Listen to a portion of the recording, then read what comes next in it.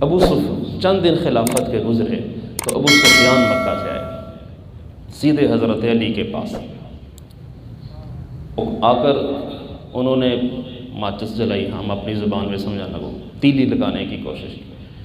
خلافت تو قریش کو ملنی چاہیے تھی، یہ بنو تمیم کا شخص خلافت کیسے لے گیا؟ چھوٹا قبیلہ ہے، بنو تمیم حضرت ابوبکر کا قبیلہ تھا، بنو تمیم چھوٹا قبیلہ ہے، قریش بڑا قبیلہ ہے، خلافت تو قریش کو ملنی چاہیے تھی، یہ بنو تمیم کہاں سے آ گئے؟ تم ہاتھ بڑھاؤ، میں تمہارے ہاتھ پر بیعت خلافت کرتا ہوں۔ علی کو ناسمجھ نہیں تھے، پوری سمجھ تھی دین کی۔ حضرت علی رضی اللہ عنہ کو علم کا دروازہ کہا گیا کہ انا مدینۃ العلم، حضور نے کہا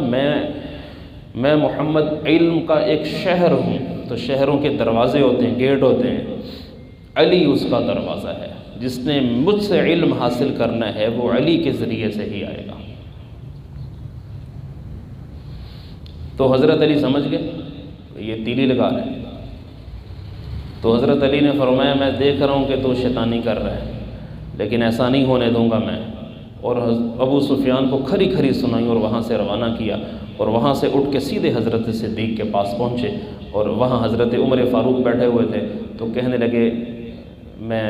آپ سے تنہائی میں بات کرنا چاہتا ہوں۔ حضرت عمر کو وہاں سے رخصت کیا گیا، تو حضرت علی نے پوچھا کہ آپ نے خلافت کے معاملے پر مشورہ مجھ سے بھی کر لیا ہوتا، لے لیا ہوتا تو وہ بہتر تھا۔ تو حضرت ابوبکر نے پھر ساری کارگزاری سنائی کہ بھیا تم تو تھے تجہیز و تکفین میں مشغول تھے، اور ادھر یہ نظام چل پڑا تھا کہ اس ثقیفہ میں سب اکٹھے ہو کر یہ کر رہے تھے، تو مجھے کوئی خلافت کا بھائی شوق نہیں، وہ سب انصار المہاجری، وہ سارا جب قصہ سنایا تو حضرت علی بھی ایک دم سمجھ آ گئی، ہاں یار یہ بات تو ٹھیک ہے۔ تو 40 دن کے بعد پھر حضرت علی نے بھی حضرت ابوبکر صدیق کے ہاتھ پر بیعت کی، تو چپکے سے نہیں کی، کہ میں چپکے سے نہیں کروں گا، ان لوگوں کی طرح کروں گا سر عام مسجد میں۔ تو مسجد میں ممبر پہ بیٹھے تو حضرت علی تشریف لائے اور آپ کے ہاتھ پر بیعت فرما دی۔ اس کے بعد اب یہ دیکھیں نا، اس سے ہمیں یہ سبق ملتا ہے کہ جو بڑا ہوتا ہے نا اسے سہارا دینا چاہیے۔ جب حالات تھوڑے گرم ہو جائیں یا تھوڑے حالات بگڑ جائیں تو بگڑے ہوئے حالات میں تیلی نہیں لگانی چاہیے، بندے کو سہارا دینا چاہیے کہ ان اللہ لا يحب الفساد، اللہ فساد کو پسند نہیں کرتا، نہ ہی فسادیوں کو پسند کرتا ہے۔ شکل بڑی ہوتی ہے، داڑھی شاڑھی رکھی ہوتی ہے، تسبیح پگڑی کی کا اہتمام ہوتا ہے، لیکن بندہ فسادی ہوتا ہے۔ قرآن میں بھی ذکر ہے اس کا،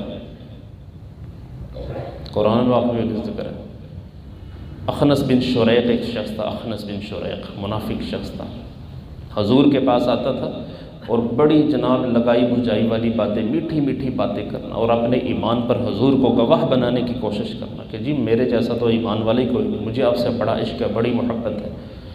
وَمِنَ النَّاسِ مَن يُعْجِبُكَ قَوْلُهُ، قرآن میں ذکر ہے کچھ لوگ میرے حبیب ایسے بھی ہیں جن کی باتیں آپ کو بھی اچھی لگتی ہیں، لیکن ان کے دل کی حالت یہ ہے کہ وہ جھگڑالو ہیں، وہ فسادی لوگ ہیں۔ آپ کے پاس سے جب اٹھ کے جاتے ہیں تو فساد پھیلاتے ہیں۔ تو جب وہ حضور کے پاس آیا تھا نا تو بڑی میٹھی میٹھی نرم نرم باتیں کر کے آپ کا دل مو لینے کی کوشش کی، لیکن جب وہاں اٹھ کے گیا تو باہر جانور چر رہے تھے،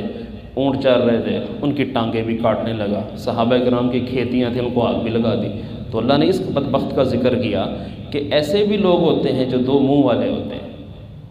جو سامنے کچھ باتیں کر رہے ہوتے ہیں لیکن جو ہی وہ مجلس تبدیل ہوتی ہے تو اپنی منافقت سے وہ لوگ باز نہیں آتے اور اپنا اصل رنگ دکھاتے ہیں جو ان کا اصل ہوتا ہے۔ واللہ لا يحب الفساد، اللہ فسادیوں سے محبت نہیں کرتا،